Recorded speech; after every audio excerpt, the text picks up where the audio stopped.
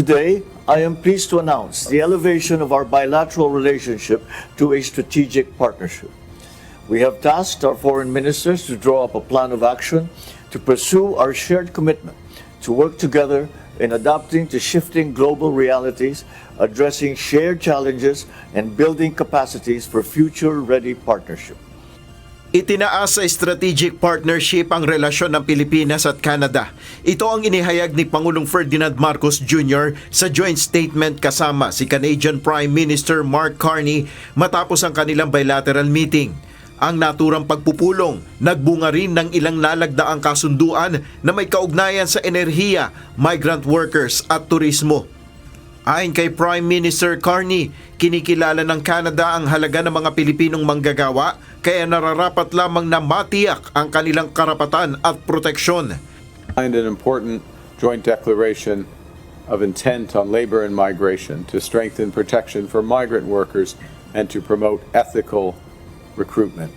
Filipino workers make extraordinary contributions to communities across the world and across Canada. Umaasa naman si Pangulong Marcos na kikilalanin at papayagan rin ng Canada na makapasok ang mas maraming Filipino workers sa iba't ibang propesyon sa naturang bansa. In this regard, we will convey our hope that Canada's federal and provincial governments will continue working together to address the barriers to the recognition of the credentials of Philippine-educated professionals. Aabot sa halos 1 milyon ang mga Pilipino na naninirahan at nagtatrabaho sa Canada. Target naman ng Pilipinas at Canada na maisapinal ang negosasyon sa Free Trade Agreement o FTA bago matapos ang taon.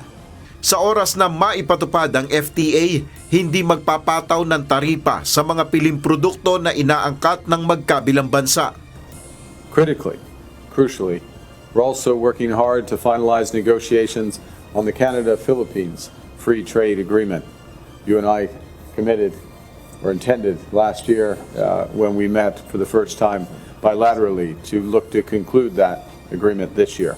We're making good progress. Kapwa kinilala naman ng dalawang lider ang nilagdaan ay Status of Agreement at ang Mutual Logistics Support Arrangement at ang Statement of Intent on Strengthening Defense Cooperation sa pagitan ng Pilipinas at Canada. Pangunahing layon nito na palakasin ang defense cooperation ng dalawang bansa. Nel Maribuho, UNTV News and Rescue, Diyos ang aming sandigan, serbisyo publiko ang aming pinaalagahan.